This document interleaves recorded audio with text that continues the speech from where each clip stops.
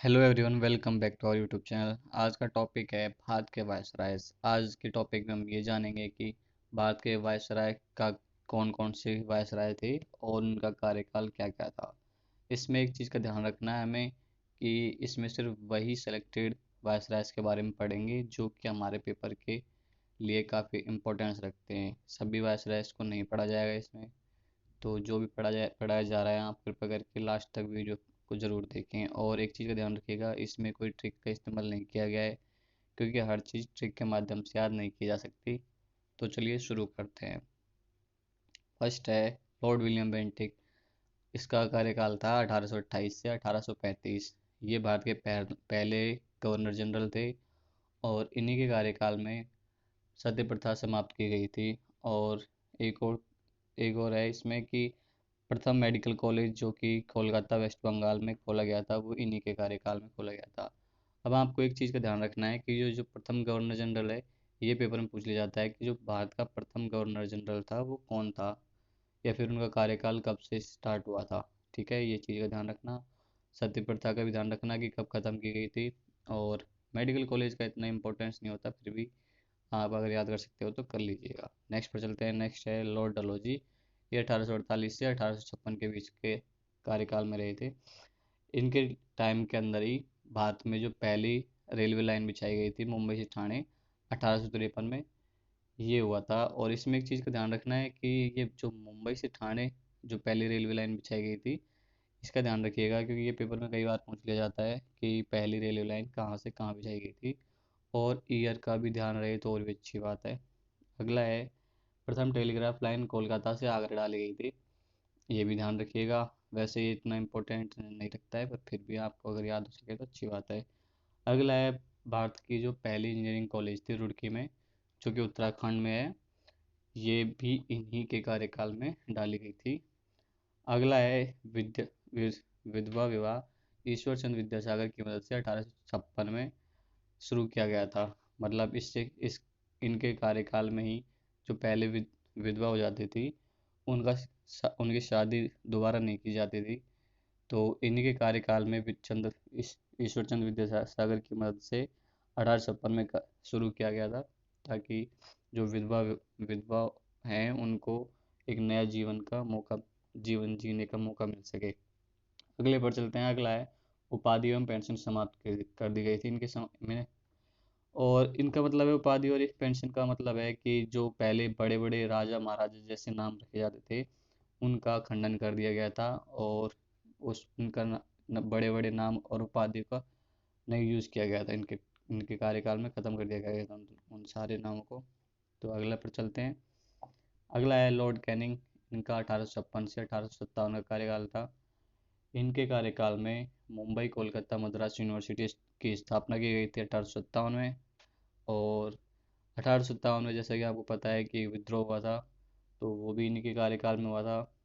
और एक चीज़ और है कि पेपर में भी पूछ लिया जाता है कि भारत का प्रथम वायसराय कौन था। अभी हमने पहले पढ़ा था गवर्नर जनरल कौन था, तो इसमें ये भी चीज़ ध्यान रखने वाली है कि पहला वायसराय कौन था, तो वो यही थे लॉर्ड कैनिंग। अगली चीज़ देखते हैं। अगला है भारत की गुलामी अवैध घोषित की गई। भारत में जो गुलाम वंश वगैरह पहले से चला आ रहा था कि एक परिवार दूसरे परिवार को गुलाम मानता था, मतलब वो उनकी पीढ़ी दर पीढ़ी ये चीज़ चलती आ रही थी, तो उनको इन्हीं के कार्यकाल में ख़त्म कर दिया गया था। अगला है इंडिगो किसान विद्रोह। इसमें जो नील की खेती की जाती थी उनको वो जो किसानों का विद्रोह हुआ था वो इन्हीं के कार्यकाल में हुआ था। ठीक है, नेक्स्ट पर चलते हैं। नेक्स्ट है लॉर्ड मेयो। हाँ, इनमें इसमें इम्पोर्टेंट चीज़ ये है कि आपसे पूछ लिया जाता है पेपर में कि सबसे पहले जो जनगणना स्टार्ट की गई थी वो कब स्टार्ट की गई थी, तो वो है 1871 में स्टार्ट की गई थी। लेकिन एक चीज़ का ध्यान रखना है कि जो कंटिन्यूसली जनगणना स्टार्ट की गई थी वो इनके कार्यकाल में नहीं की गई थी, सिर्फ इनके कार्यकाल में शुरू की गई थी, जो कि सक्सेस नहीं हुई। उसके बाद में जो अगले आए थे लॉर्ड रिपन, जिनका कार्यकाल 1880 से 1884 था।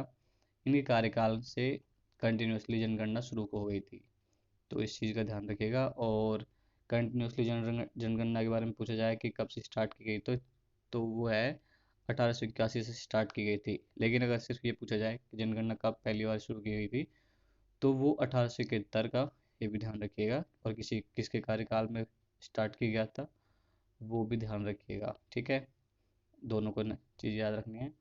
और हाँ, एक चीज़ और है, इसमें ये पूछा जा सकता है कि जो भारत का प्रथम सबसे ज़्यादा पसंद किया जाने वाला वायसराय कौन था, तो वो था लॉर्ड रिपन। ठीक है, नेक्स्ट पे चलते हैं। नेक्स्ट है लॉर्ड कर्जन। ये 1899 से 1905 का कार्यकाल का समय था इनका। और इन्हीं के कार्यकाल में जो बंगाल विभाजन हुआ था, वो इन्हीं के कार्यकाल में हुआ था। ठीक है, ये भी इम्पोर्टेंट है, इसको भी ध्यान रख लीजिएगा। नेक्स्ट पे चलते हैं। नेक्स्ट है लॉर्ड चैम्सफोर्ड, 1916 से 1921। अब इस चीज़ में एक चीज़ का ध्यान रखना है आपको कि लॉर्ड चैम्सफोर्ड है ना, इसी के कार्यकाल में सबसे ज़्यादा जो भी आप बोल सकते हो आंदोलन हुए थे, वो सभी इनके कार्यकाल में हुए थे। इनके कार्यकाल में लखनऊ अधिवेशन हुआ था सबसे पहला तो। और उसके बाद में गांधी जी द्वारा साबरमती आश्रम और चंपारण सत्याग्रह 1917, और खेड़ा सत्याग्रह 1918 में हुआ था, ये भी इन्हीं के कार्यकाल में हुआ था। रॉलेट एक्ट आया था, जलियांवाला बाग हत्याकांड हुआ था 13 अप्रैल 1919 में, ये भी इन्हीं के कार्यकाल में हुआ था। खिलाफत 1919 से 1920, ये भी इन्हीं के कार्यकाल में हुआ था। और असहयोग आंदोलन, ये भी इन्हीं के कार्यकाल में हुआ था। ठीक है, नेक्स्ट पर चलते हैं। नेक्स्ट है लॉर्ड रेडिंग। इनका कार्यकाल था 1921 से 1926। इनके कार्यकाल में चोरा चोरी घटनाएं जो कि 1922 में हुई थी, ये भी इनके कार्यकाल में हुई थी। काकोरी ट्रेन डकैती, ये भी इनके कार्यकाल में हुई थी 1925 में। और लास्ट है स्वामी श्रद्धानंद की हत्या, वो भी इन्हीं के कार्यकाल में हुई थी। नेक्स्ट पर चलते हैं अब। नेक्स्ट है लॉर्ड इरविन। इनका कार्यकाल था 1926 से लेके 1931। साइमन कमीशन 1927 में भारत में आया था, वो इन्हीं के कार्यकाल में आया था सबसे पहले।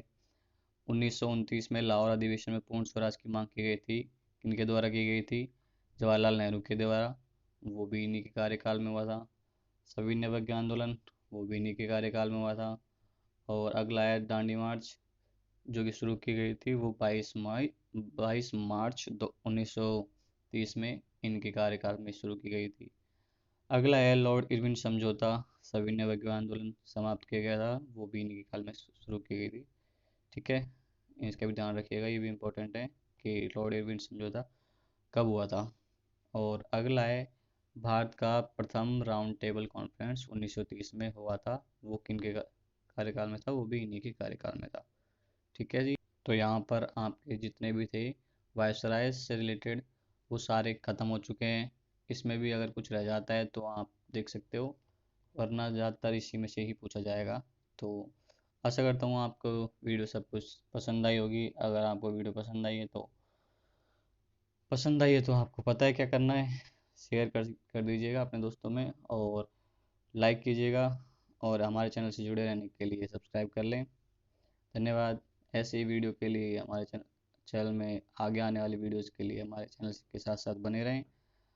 जय हिंद, जय भारत।